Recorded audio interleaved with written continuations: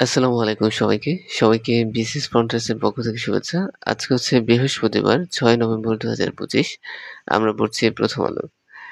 তো এই হচ্ছে প্রথম আলোর প্রথম পাতা। আপনারা দেখতে পাচ্ছেন যে মামদানির জয়, ট্রাম্পকে বার্তা।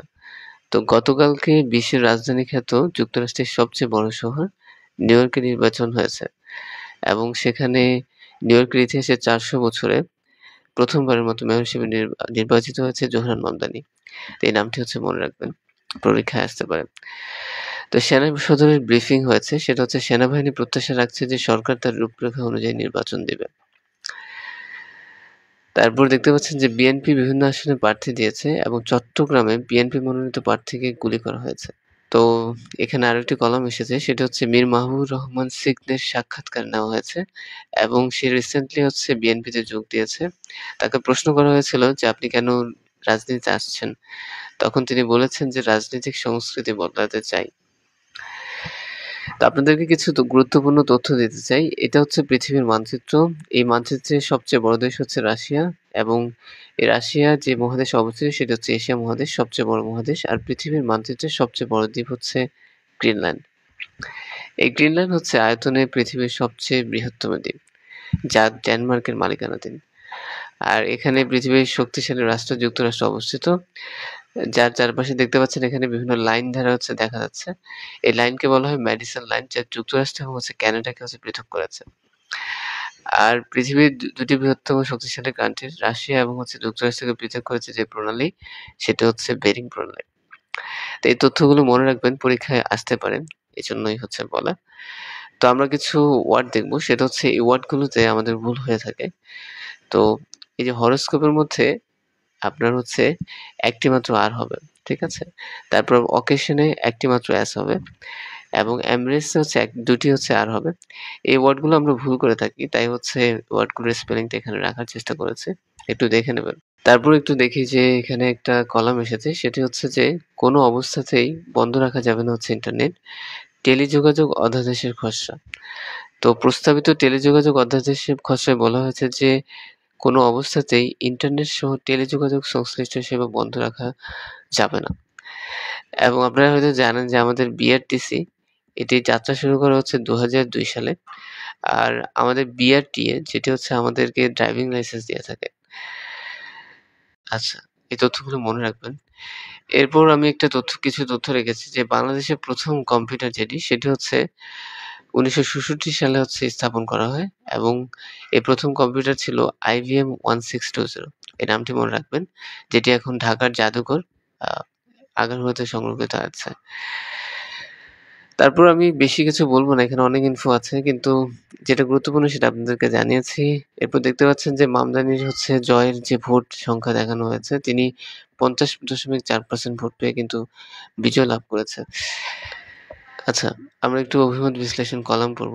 এখানে বিএনপির সম্ভাব্য জোট ও নির্বাচনী সমঝোতা কেন ঝুঁকিপূর্ণ? এ বিষয়ে কলাম লিখেছেন মোহাম্মদ জালালউদ্দিন শিকদার এবং তিনি বলছেন যে ২৪ এর গণঅভ্যুত্থানের মাধ্যমে বিভিন্ন দল উঠে এসেছে এবং বিএনপি কি জোট করবে কিনা এ বিষয়ে প্রশ্ন রেখেছেন। যদি জোট করে তাহলে তাদের যে পরিচয় সেটি যদি ধূসর পড়ে যায়, তখন কিন্তু এই বড় দলের জন্য একটা বড় ধরনের বিপত্তি হতে পারে।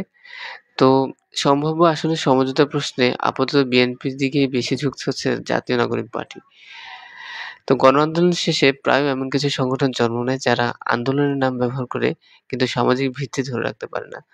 এবং ন্যাশনাল সিটিজেন পার্টিও কিন্তু একটি রাজনৈতিক সংগঠন যারা কিন্তু বৈষম্য বিরোধী ছাত্র আন্দোলনকে প্রতিনিধিত্ব করে না। আচ্ছা, আমরা একটু পড়ছি এখানে। এখানে একটা লাইন আছে সেটা হচ্ছে সমাজবিজ্ঞানী দৃষ্টিতে রাজনীতি শুধুমাত্র একটি ঘোষণাপত্র নয়, প্রতীক, দৃষ্টিভঙ্গি এবং সাংগঠনিক সংস্কৃতিও বটে।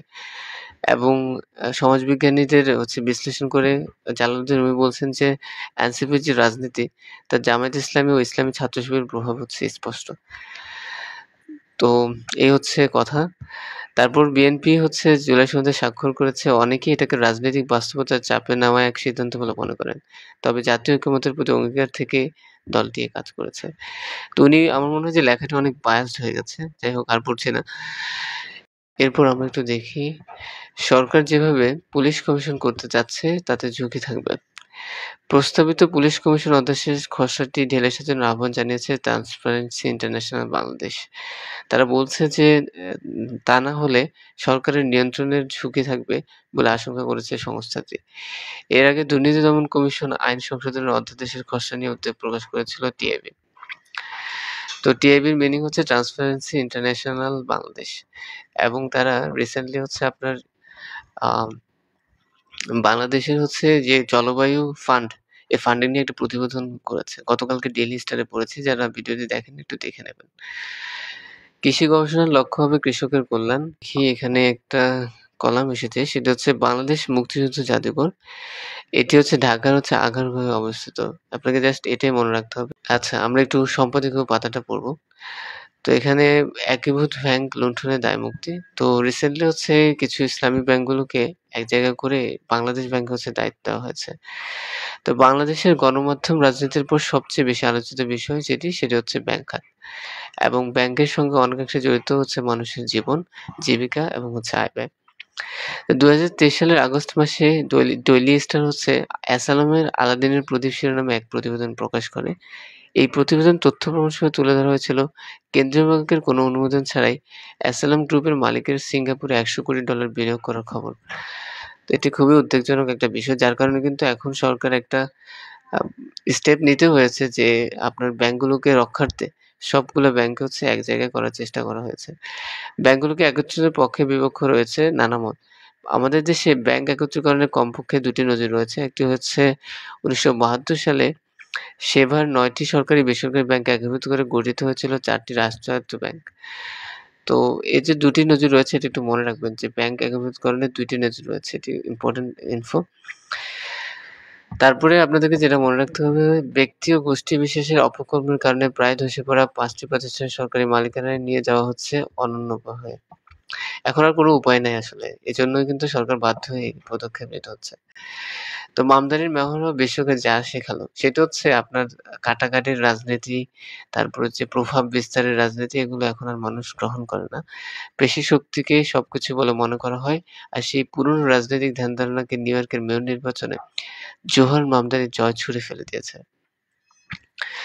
তো তার রাজনৈতিক যে সাফল্য, এর পেছনে অনেকগুলো কারণ আছে। এর মধ্যে সবচেয়ে বড় বিষয় যেটি, সেটা হচ্ছে তিনি কিছু প্রতিশ্রুতি দিয়েছেন এবং মানুষের সাথে সরাসরি কিন্তু আ কাজ করার চেষ্টা করেছেন। তার ডিরেক্ট হচ্ছে আপনি একটা ভিডিও দেখবেন হয়তো YouTube এ, যে তিনি ডিরেক্ট হচ্ছে বিভিন্ন ক্যাম্পেইন হচ্ছে করেছে। যেখানে তিনি নিউ ইয়র্কের মানুষের সাথে সরাসরি কথা বলেছে। তো মামদানির জয় হলো এক প্রজন্মের বৃদ্ধির শিখরে পৌঁছানোর প্রতীক। প্রচলিত ব্যবস্থা অসম্পূর্ণ হলেও তা মানতে হবে। একথা শুনতে তারা ক্লান্ত হয়ে পড়েছেন। তারা দেখছেন কিভাবে তাদের ভবিষ্যৎ শিক্ষার্থী জীবন ঋণের কাছে বন্ধক হয়ে গেছে, কিভাবে তাদের শ্রমের শোষণ করা হচ্ছে। তো এই হচ্ছে কলাম, এবং গণমানুষের কাছে পৌঁছানোর ভাষা কেমন হবে? রিসেন্টলি রাজনৈতিক আ প্রচারণা চলছে। তো বলছে যে বাংলা ব্যবহার করতে, ইংরেজি ওয়ার্ড ব্যবহার না করতে, কারণ সাধারণ মানুষ সেটা বুঝবে না। তারপরে আমরা একটু দেখি যে আমাদের এখানে আর কি আছে। ৫ ব্যাংকের দায়িত্বে কেন্দ্রীয় ব্যাংক, এটা অলরেডি বলেছি। ৫ টি ব্যাংক হচ্ছে এক্সিম ব্যাংক, ফার্স্ট সিকিউরিটি ইসলামী ব্যাংক, গ্লোবাল ইসলামী, উন্নয়ন ও সোশ্যাল ইসলামী ব্যাংক। ঠিক আছে? এগুলোর দায়িত্ব নিয়েছে হচ্ছে বাংলাদেশ ব্যাংক। কিছু করার নেই। এখন আসলে নিতেই হবে। আচ্ছা, বাংলাদেশের রিজার্ভ কত বর্তমানে? এটা একটু কমেন্ট সেকশনে জানান। আমার কাছে মনে হচ্ছে এই তথ্যটা ইম্পোর্টেন্ট।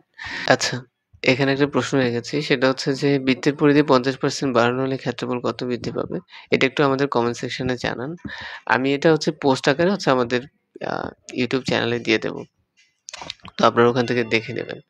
তো আজকে আসলে সময় নেই, এজন্য সলভটা করছি না। আমার ইচ্ছা ছিল আপনাদেরকে এখানে একটা ম্যাথ শেখানোর।